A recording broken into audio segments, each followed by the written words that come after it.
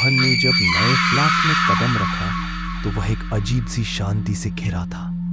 यह शहर के शोर से दूर एक पुरानी इमारत की चौथी मंजिल पर था।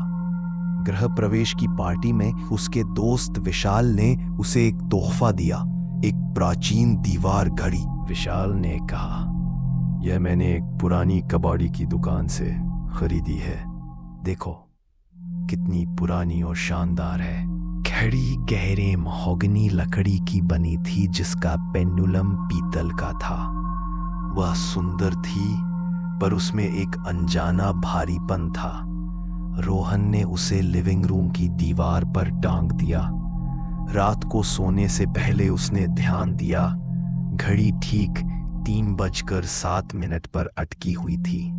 उसने सोचा बैटरी कमजोर होगी।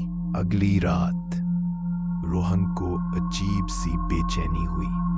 कमरे में ठंड बढ़ गई थी जबकि एयर कंडीशनर बंद था। अचानक उसने एक हल्की फुसफुसाहट सुनी, जैसे कोई उसके नाम का उच्चारण कर रहा हो, बहुत धीरे से। कमरे के कोने से रोहन उठकर बैठ गया। उसने घड़ी की ओर देखा। समय अभी भी 3:07 था, लेकिन इस बार उसने एक धीमी सी टिक टिक की आवाज सुनी। उसने टॉर्च जलाई पर कमरा खाली था। जब वह लेटा तो फुसफुसाहट तेज हो गई और इस बार उसमें एक दबी हुई हंसी शामिल थी। रोहन का दिल जोर से धड़कने लगा। उसने हिम्मत करके फिर से घड़ी देखी। जैसे ही उसकी नजर डायल पर पड़ी, टिक टिक बंद हो गई। समय 3:07 पर थम गया। तीसरे दिन रोहन ने फैसला किया कि वह इस घड़ी को फेंक देगा। यह सब इसी की वजह से हो रहा है, उसने खुद से कहा। उसने घड़ी को उतारा, उसे एक बोरे में भरा और अपार्टमेंट के पीछे बने कूड़ेदान में डाल आया। उस रात वह पहली बार चैन से सोया। सुबह लगभग 3 बजे रोहन की नींद एक जोरदार धातु की आवाज से खुली। ये वही परिचित टिक टॉक की आवाज थी जो अब उसके कानों के पर्दे पार रही थी।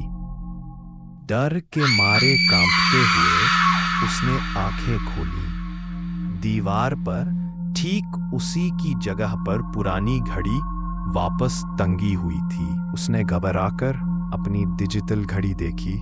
समय 3:07 हो रहा था और जैसे ही उसने पुरानी घड़ी पर नजर डाली, टिक टॉक रुक गया, लेकिन इस बार आवाज खत्म नहीं हुई। रोहन को महसूस हुआ कि उसके ठीक पीछे कोई खड़ा है।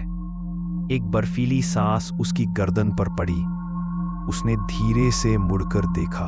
कमरे के अंधेरे में 3:07 पर अटकी हुई घड़ी के ठीक नीचे एक काली और धुंधली आकृति खड़ी थी। उसकी आंखें नहीं थीं, पर रोहन जानता था कि वह उसे ही देख रही है। उस आकृति ने अपना सूखा लंबा हाथ उठाया और धीरे से घड़ी के पेंडुलम को छुआ। अगले दिन पुलिस ने रोहन को उसके अपार्टमेंट में पाया। वह सदमे में था, जमीन पर सिकुड़ा हुआ। वह कुछ बोल नहीं रहा था, बस एक ही दिशा में उंगली से इशारा कर रहा था। दीवार पर जहां वह पुरानी घड़ी 3:07 पर हमेशा के लिए थम चुकी थी,